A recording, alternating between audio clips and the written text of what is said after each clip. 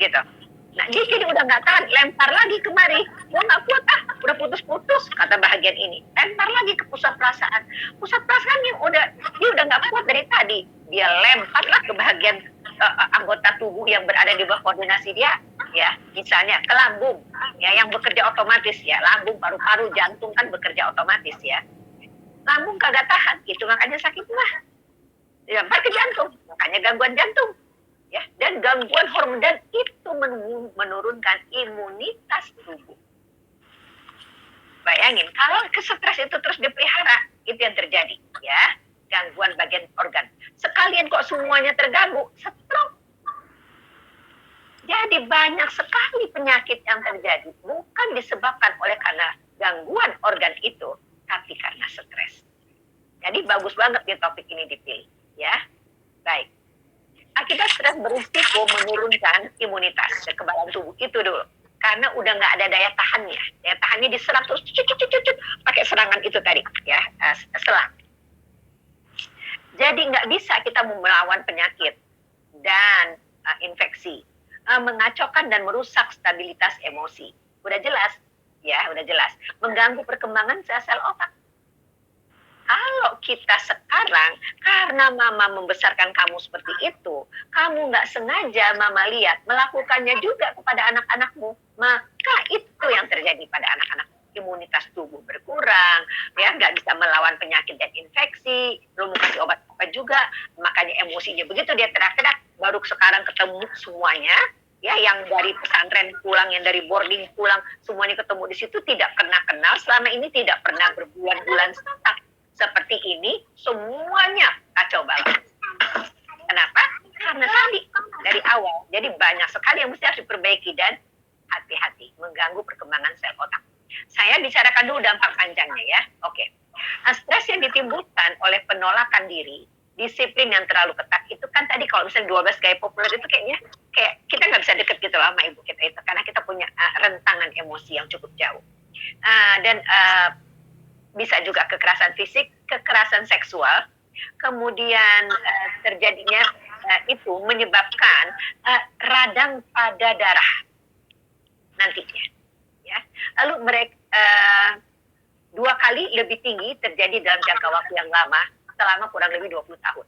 Jadi dampaknya itu tidak sekarang-sekarang saja, karena kan dia slowly, ya. Itu nanti kemudian saya suatu kali, Neno Warisman itu adalah orang pertama yang memperkenalkan parenting. Saya minta dulu gitu ke dunia karena saya bukan siapa-siapa. Nah, dia mau presentasi di Hilton, diminta oleh Ikatan Kepala Sekolah Islam. Saya membuat sebuah sajak judulnya Sehari di Tahun 2040. Bayanginlah, ini sekarang baru 2010, masih 30 tahun lagi. Saya udah bikin itu kira-kira anak saya yang sekarang 32 tahun itu baru masuk SMP kelas 1. Pikirin aja deh berapa tahun, saya nggak mau menghabiskan waktu untuk memikirkannya. Jadi di sajak itu saya melukiskan bagaimana radang terjadi pada seorang pemuda yang dipaksa masuk sekolah, tidak bisa bermain, nggak boleh main sepak bola, nggak boleh bermusik, bikin PR, terus kemudian jadi juara, kemudian ibunya berbangga-bangga, iya anak saya, gitu, semua di mana pertemuan dibangga-banggain anaknya itu. 2040, ya, ketika anak itu berusia 40 tahun, katakanlah dia lahir pada usia tahun 2000, ya, dia mengalami sakit segala macam, terbaring di rumah sakit, nggak bisa apa-apa.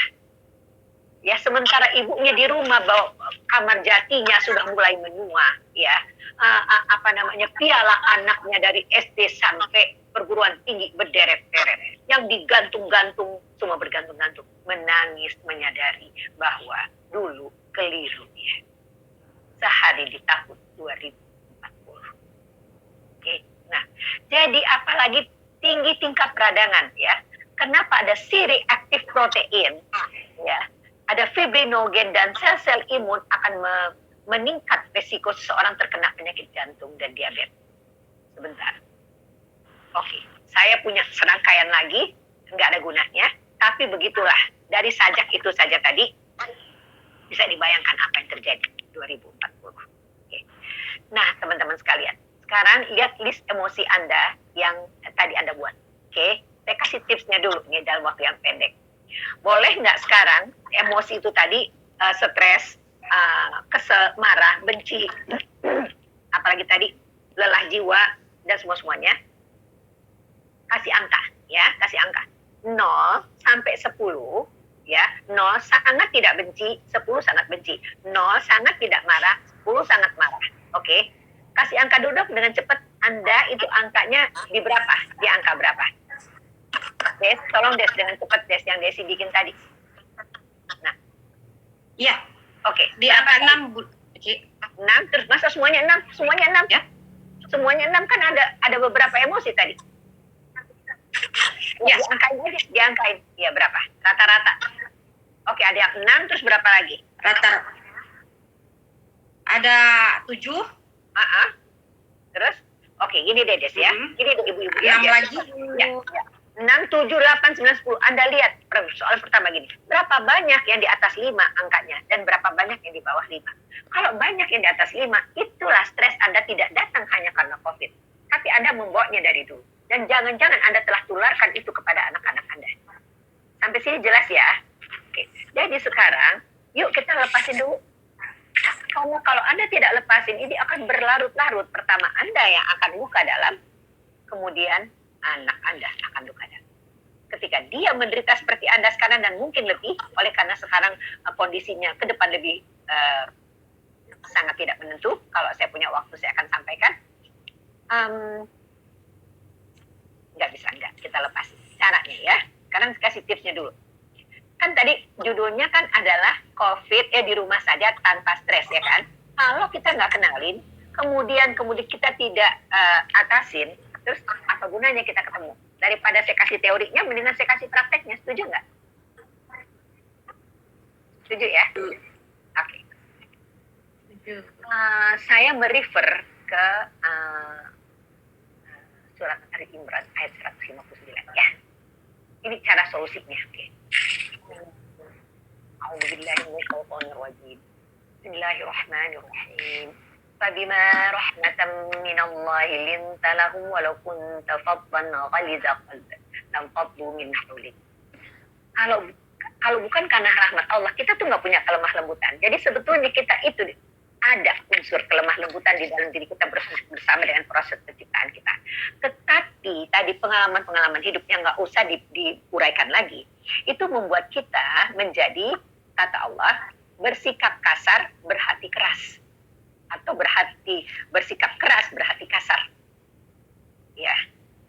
Apa yang terjadi? Lam faddu min haulik. Berpencar mereka dari kamu. Makanya anak itu nggak dekat ke orang tua. Itu topik yang kemarin saya bahas dengan 1.700 audiens. Ya, bagaimana dalam COVID ini mengasuh kakek nenek. Jadi udahlah kakek nenek ini tadi serumah atau terpisah ya. Anaknya nggak bisa dekat. Kenapa? Jarak emosi telah terentang bertahun-tahun. Ya, yang nggak bisa diukur dengan kilometer. Kenapa? Karena yang tadi itu. Baik, ya. Jadi, lampadu min hauli, berpencar mereka dari kamu. Bagaimana caranya? Berikutnya ayat Allah. Fa'fu anhum. Ya. Wastaghfir lahum wasawirhum fil amr. Maafkanlah. Apa yang saya mau bilang pada anak-anakku semuanya, maafkanlah mama dan ayahmu. Hidup kami begitu rupa dan maksud kami baik. Ya.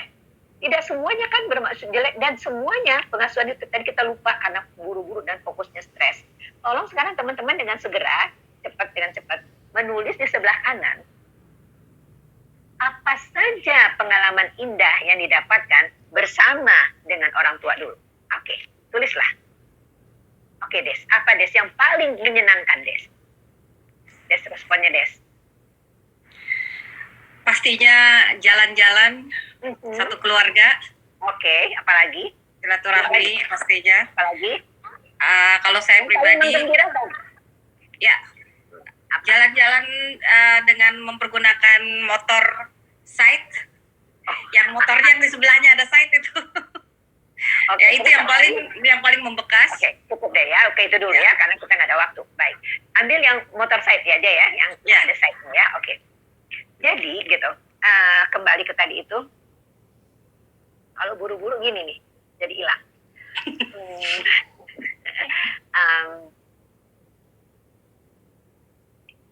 Jadi kita ingat kembali itu semua ya. Kemudian tolong minta ampunkan, berdoalah kepada Allah untuk Allah memaafkan.